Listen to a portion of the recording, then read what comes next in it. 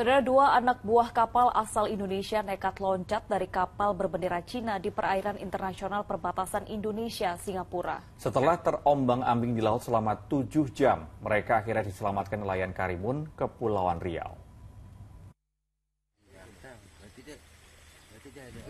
Dua anak buah kapal berbendera Cina, yakni Andri asal Sumbawa dan Reynalvi asal Sumatera Utara, baru saja tiba di daratan Tanjung Balai Karimun, Kepulauan Riau. Jenazah Hasan Apriyadi, warga Lampung, ABK asal Indonesia, tewas dan ditemukan di kapal ikan berbendera Cina Lu Huang Yuan Yu 118. Diduga Hasan Apriyadi tewas karena dianiaya. Assalamualaikum warahmatullahi wabarakatuh. Waalaikumsalam warahmatullahi wabarakatuh. Selamat siang, badai semua. Alhamdulillah masih dalam keadaan prokes, menjaga protokol kesehatan, masih dalam suasana COVID. Alhamdulillah hari ini saya kedatangan tamu yang luar biasa pengalaman hidupnya, luar biasa pengalaman kerjanya. Jadi hari ini ada Pak Yusman. Pak Yusman ini mantan migran yang tersesat ya Pak Yusman ya. Tersesat di dunia, untungnya belum di akhirat. Mudah-mudahan hanya di dunia. Tidak ada kepastian kerja, tidak ada kepastian tentang jaminan kehidupan, apalagi gaji ya Pak Yusman ya. Nah, hari ini beliau akan menceritakan tentang pengalaman dan kisah hidupnya semasa menjadi migran. Dan satu lagi, ini tamu kita yang luar biasa, Bapak Edi Iriawadi SH, seorang advokat dan juga aktivis buruh domestik maupun internasional.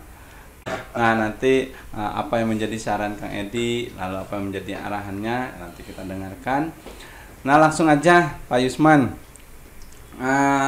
Di pertengahan tahun 2020 ya, kita dikejutkan dengan terutama negara Indonesia dikejutkan dengan keadaan kondisi ada beberapa warga kita yang diantaranya menjadi tenaga kerja di kapal-kapal asing. Ya, sebutlah diantaranya adalah kapal China ya, untuk menangkap ikan. Lalu kita dikejutkan mengenai ada beberapa jenazah warga negara Indonesia yang dilarung ya, dilarung, ditaruh di freezer.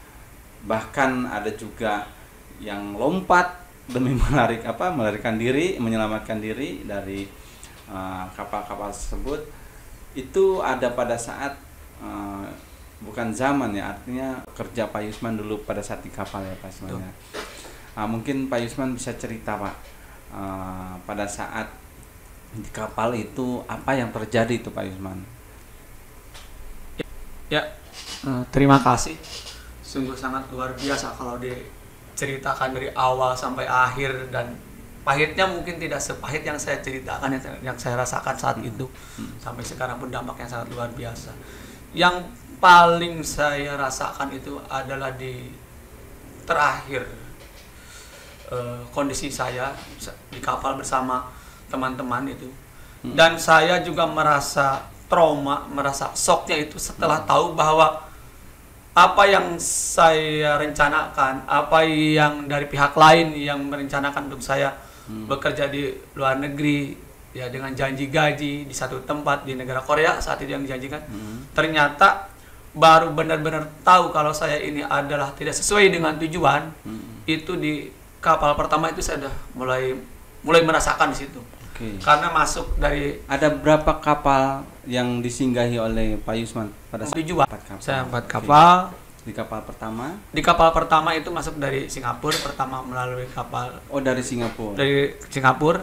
Jadi dari Singapura, pelabuhan Singapura itu saya dibawa untuk mengejar dia menggunakan speed.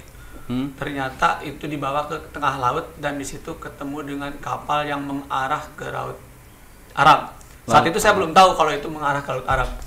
Nah, terus kami diteriakin sama nakoda speed itu, loncat-loncat, suruh pindah ke kapal itu. Akhirnya kami loncat, tas lah lempar-lempar ke. Awal tujuannya Pak Yusman mau kemana, dikerjakan di tempat mana? Awal tujuan saya adalah mau dipekerjakan di Korea. Di Korea. Di pabrik darat. Di darat. Oke. Di manufaktur dengan gaji katanya 22 juta rupiah Gaji kalau 22 dirupiahkan. Gitu. Baik.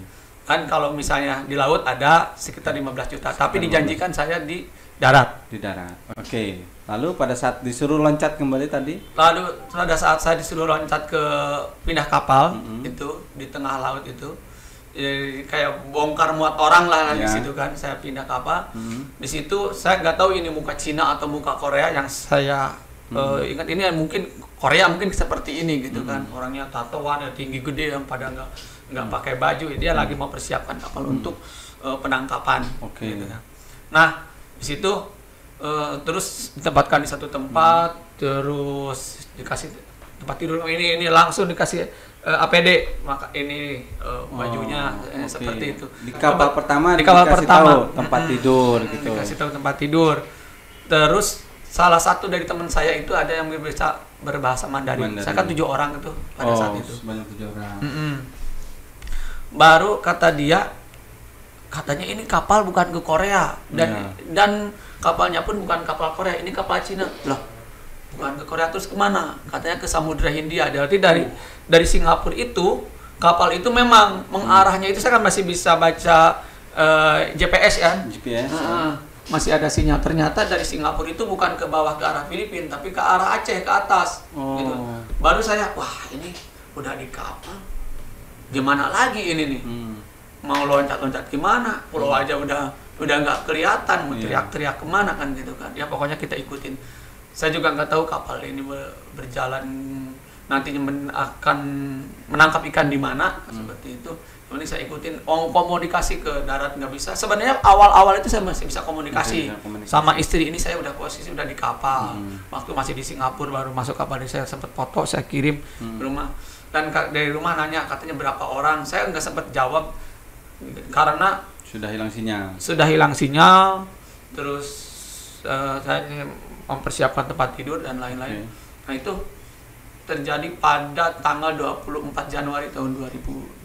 Oh, itu 24 Januari. Dan benar kapal itu dibawa ke mengarah ke Laut Arab. Saya belum makan sama teman-teman karena semalaman tidak bisa tidur di bandara, yang harusnya berangkat tanggal 23-nya. Di situ lihat di meja itu banyak makanan, gitu kan, untuk makan. Saya berinisiatif sama teman saya naik ke tempat kapten dengan bahasa isyarat, minta makan. Oh ya silakan ambil. Ya udah silakan ke tempat makan. Begitu ke tempat makan, ternyata tidak semua makanan yang banyak itu dikasih ke kami. Nah ini katanya teman saya, ada nasi enggak? Oh tidak ada, adanya mantau itu bapau yang itu. Nah dikasih mantau sama sayur satu macam itu, sayur tumis kol. Saya ingat sayur tumis kol yang baunya itu menurut saya wah jauh banget dari makanan Indonesia, yang bawang putih dan lain tidak layak menurut saya gitu.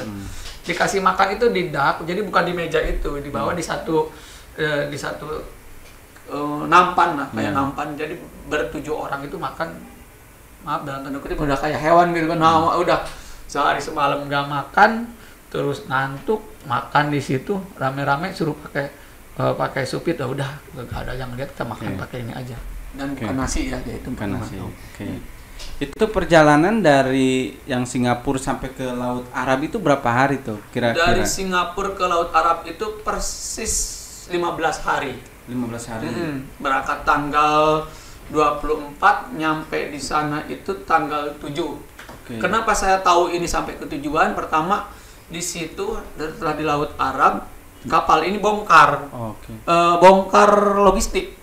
Memindahkan ke kapal yang sama yang udah ada beroperasi di sana. Rupanya mungkin kapal ini dapat pesanan kan gitu kan. Nah, gitu. Jadi selama perjalanan 15 hari bekerja atau bagaimana? Udah angkat ngambilin ikan atau gimana? Belum. Kalau 15 hari itu nggak ngambilin ikan, cuma mempersiapkan. Karena kapal ini memang kapal baru, jadi mempersiapkan itu kita ngangkat-ngangkat baki, ngangkat-ngangkat apa gitu kan. Terus tarik-tarik tambang, terus apalah tarik seling-seling itu yang besi-besi itu. Pokoknya pekerjaan selama di perjalanan itu adalah mempersiapkan untuk nanti beroperasi. Gitu. Nyampe di sana itu baru setelah membongkar logistik kapal temannya, baru kita nyari posisi kapal, titik mana tempat menangkap ikan. Gitu.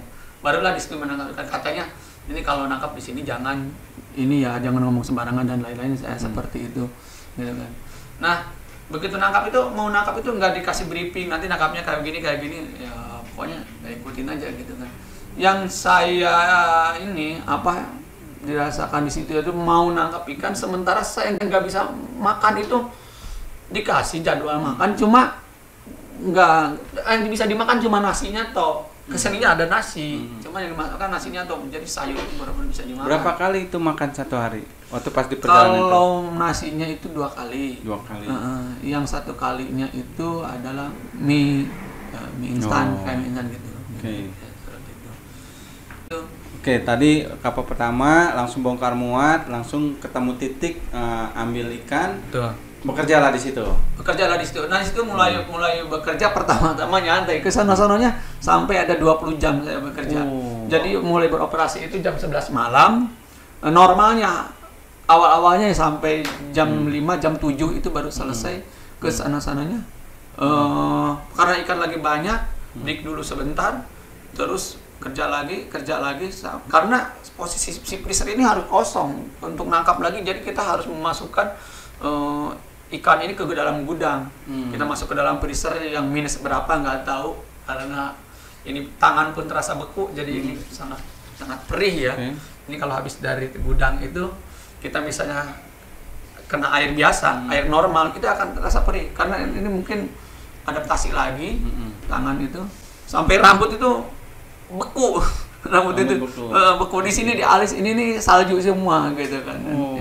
Ya seperti itu, karena kita nggak biasa juga, terus meler gitu ya, kita gimana lagi, harus kita ikutin. Oke. Terus selama berapa lama itu nangkap ikan di Laut Arab itu? Di Laut Arab itu karena itu masih kapal pertama. Kapal pertama saya dipindahkan ke kapal kedua itu tanggal 3 Mei. 3 Mei. Ya, 3 Mei itu kapal pertama itu. Di kapal pertama itu berarti ada kurang lebih 5 bulan di situ. 4 bulan berarti ya. 4 bulan. Dari pertengahan Januari. Dari akhir Januari sampai dengan awal Mei. Sampai dengan awal Mei itu. Ada itu kurang di lebih 4 situ bulan. Biarpun banyak ikan yang geletak, kita tuh nggak bisa makan ikan gitu kan. Tidak diperbolehkan atau bagaimana? Nggak dikasih makan ikan. Adapun ikan yang dibawa dari darat itu udah dikeringkan. Nggak tahu itu si tukang kokinya kita minta nggak bisa bahasanya, dan juga dia nggak ada makan ikan yang segitu banyak, yang mana kita makan ya gitu-gitu aja. Maksud gitu-gitu aja tuh makanan dia yang sayur toh kan. Selama 4 bulan itu berarti kurang lebih rata-rata bekerja itu 20 jam? Enggak sih. Kadang seringnya itu sekitar 12 jam lah. 12 jam. Cuma sering itu 20 jam beberapa kali. Rata-rata 12 jam lah ya. Rata-rata 12 jam. Mengenai tidur? Nah, mengenai tidur itu di satu tempat tidur itu kayak seukuran meja makan yang rumahan lah, bukannya seperti ini. Jadi ukurannya itu sekitar 50, tinggi itu ya sekitar 70, 1 meter lah anggap. Jadi cuma bisa buat duduk aja. Di situ satu orang satu tempat tidur. Satu orang satu tempat tidur. Ada lagi yang di atasnya di situ. Jadi satu kamar itu ada 4 orang, 2 tempat tidur, yang tingkat ada 4 orang. Di situ pasti ada orang Cinanya. Selama 4 bulan ada komunikasi nggak dengan pihak negara gitu, Republik Indonesia, KBRI atau dari penyalur tenaga kerjanya? Ada nggak selama 4 bulan? Ada. Jadi saya terakhir komunikasi itu yaitu tanggal 24 itu pernah masuk ke kapal ke istri saya. Di situ nggak bisa komunikasi. Saya mau ngabarin ke istri sekarang posisi di mana juga saya nggak bisa gitu kan. Nah terus ya dalam keadaan ini kerja mau bagaimana, kapan kita nyampainya ke Korea ini kalau dibawa ke Laut Arab begini. Ada sempat komplain sama siapa? Ada sempat komplain nggak? Komplain kemana gitu, kaptennya atau apa? Jadi kalau ke kapten kan nggak berani. Teman saya nanya ke ABK Cina yang lain, bisa pakai bahasa ini Mandarin. Bahasa Mandarin gitu kan. Ini nggak tahu sampai kapan beroperasi di Laut Arab gitu kan. Tapi ada lagi wacana katanya ini tanggal berapa waktu itu kapal mau dipulangkan ke Indonesia, pulangkan ke Cina karena nanti akan ada badai. Udah seneng nih, berarti kan akan lewat Singapura, kita akan loncat aja lah nanti di Singapura kan seperti itu. Akhirnya ternyata bohong gitu, nggak ada gitu kan. Nah, itu pun kabar berisi. Oke, tadi 4 bulan sampai dengan Laut Arab yang tadinya ke Korea Selatan, tiba-tiba lempar ke Laut Arab, ngambil ikan.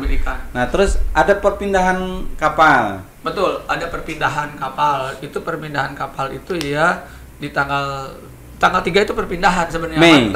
Tinggal 3 Mei itu tapi masih beroperasi di sana. Oke. Oh, tapi masih di Laut Arab. Masih di Laut Arab. Jadi modelnya gini, yang bikin saya was-was ini mau kapan pulangnya? Karena kalau ikan sudah penuh, dibongkar di tengah laut. Kalau misalnya logistik sudah kurang, dikirim dari yang baru datang. Kalau BBM mungkin udah kurang, ngisilah di tengah laut itu. Di tengah laut. Jadi ini cerita udah masuk ke kapal kedua ya. Di situ saya pertama 7 orang, di kapal kedua ketemu sama ABK Indonesia lagi. Itu 5 orang ABK Indonesia. Nah, di situ cerita. Berarti kurang lebih ada 12 orang. Betul, ada 12 orang. Rombongan saya 7 ditambah 5 gitu kan. Nah, di situ mulai saya bisa merasakan ikan, karena itu pun ikan pun dapat dari apa? Itu dapat dari nyolong-nyolong ya. Jadi sempat karena kita nggak boleh makan ikan, ya, teman saya itu bawa gitu kan, terus di kamar yang kecil itu masak, terus ketahuan ada bawa terigu, ada bawa ikan sih nggak sempat keambil, terigunya itu dibawa lagi ke sana, akhirnya kita nggak bisa lagi makannya. Siapa itu yang menertibkan itu, yang kalau ketahuan maka tukang masak, koki? koki dia yang lihat. Memang dia punya kewenangan untuk itu. Nah, kurang tahu sih itu ya koki mungkin penanggung jawab itu ya, masalah logistik mungkin ya. Ada perlawanan dari kita kalau diambil gitu, dimarahin? Nggak ada, paling nggak nanti kita ngambil lagi aja gimana caranya. Cuma yang diambil terigu nanti yang dapatnya ya yang lain lagi, dapatnya sayuran doang kan, seperti itu. Atau dapatnya minyak doang, seperti itu. Nah, terus pada saat saya kapal kedua ini ada lagi si BBM. Kapal BBM di tengah-tengah, posisi kapal yang saya tumpangin itu sebelah kanan, ada lagi di sebelah kiri itu sama kapal ikan juga. Nah, ternyata dari kapal yang isi BBM itu main ke tempat kita, ada orang Indonesia juga. Dia cerita. Ini main di tengah laut nih. Main di tengah laut, ngelewatin kapal BBM yang tengah-tengah. Tetangga lah ya. Tetangga.